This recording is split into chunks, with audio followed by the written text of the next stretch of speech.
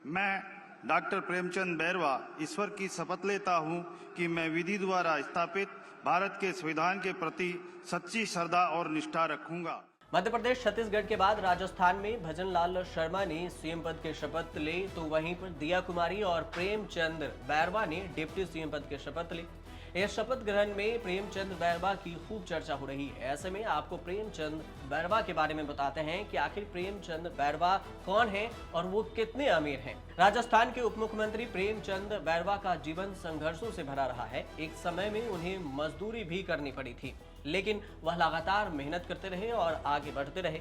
मजदूर से एजेंट का काम किया और उसके बाद प्रॉपर्टी डीलर का भी काम किया, कारोबारी का भी काम किया और फिर उसके बाद नेता बन गए। आज उनके पास न केवल नाम है बल्कि करीब 4 करोड़ 50 लाख रुपए की संपत्ति भी है। एक पेट्रोल पंप के मालिक भी हैं प्रेमचंद बैरवा। और इसके अलावा अगर संपत्ति की बात की जाए तो अचल संपत्ति 4 करोड़ 25 लाख रुपए की है और चल संपत्ति 23 करोड़ 37 लाख रुपए की। 2018 के हल्फनामों के मुताबिक अगर देखी जाए तो अचल संपत्ति 3 करोड़ 37 लाख रुपए की थी, जिसमें बढ़ोतरी हुई है, और चल संपत्ति 27 करोड़ 11 लाख रुपए की थी। वित्त वर्ष 2022 और 23 की अगर बात की जाए तो बैरवा ने अपनी आय 16,94,620 रुपए बताई थी।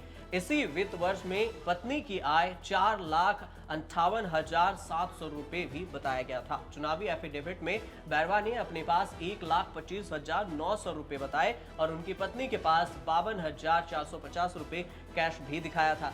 बैरवा के 9 बैंक अकाउंट हैं, जिसमें 3,83,000 रुपए, इसके अलावा 871 रुपए भी जमा है। पत्नी के पास बैंक अकाउंट में 42,261 रुपए कैश जमा है, ये एफिडेविट में बताया गया। बैरवा ने राष्ट्रीय बचत योजना में भी 26,000 रुपए निवेश किया है।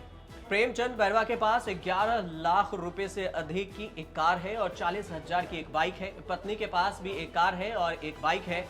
बैरवा के पास 200 ग्राम सोना है, जिसकी कीमत 6,50,000 रुपए बताई जा रही है। पत्नी के पास 250 ग्राम सोना है, जिसकी कीमत 7,50,000 रुपए आंकी गई है।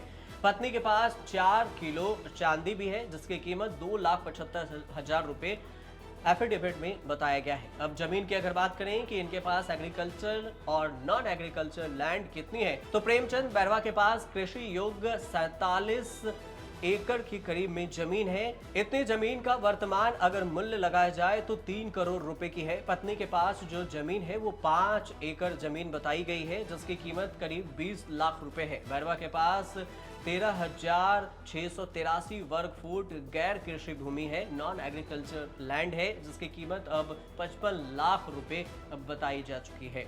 पत्नी और पति दोनों के खेती में व्यापार से पैसा कमाते हैं। बैरवा का एक पेट्रोल पंप है, बीपीसीएल के डीलर भी हैं और इसी पर आश्रित भी बताए जा रहे हैं और आश्रितों के पास फिलहाल आय का कोई भी स्रोत नहीं है। बैरवा साल 2010 में राजस्थान विश्वविद्यालय से पीएचडी की पढ़ाई कर चुके हैं और छात्र जीवन से ही वह राष्ट्रीय स्वयं सेवक संघ आरएसएस से जुड़े रहे और कॉलेज के दिनों में आरएसएस के छात्र संगठन अखिल भारतीय विद्यार्थी परिषद एबीवीपी से भी जुड़े हुए थे। छात्र राजनीति करते रहे और साल 1993 में 24 साल की उम्र में बीजेपी से जुड़ गए और एक बार जिला परिषद भी बने। पार्टी में मंडल महामंत्री से लेकर राष्ट्रीय स्तर तक की कई पदों पर बैरवा ने काम किया है। वर्तमान में एससी मोर्चा के राष्ट्रीय कार्यकारिणी के सदस्य भी हैं।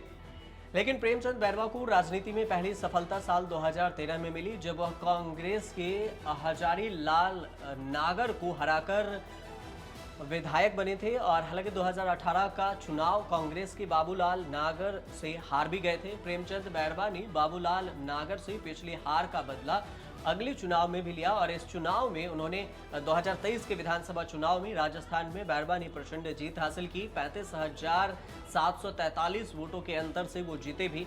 आपको ये भी बता दें कि भजन लाल के शपथ ग्रहण में जिन अतिथियों को आमंत्रित करने के लिए पत्र भेजा गया था, उसमें वसुंधरा राजे का नाम भी नहीं है। तो वहीं दूसरी तरफ अब कांग्रेस इस पत्र को देखकर भी तंज कस रही है कि बीजेपी को वसुंधरा राजे पर नजर रखनी चाहिए, क्योंकि ऐसा न हो कि वसुंधरा राजे को लिस्ट से बाहर कर दिया गया है तो वो बगावत कर दे। अब देखते रहिए न्यूज़ तक।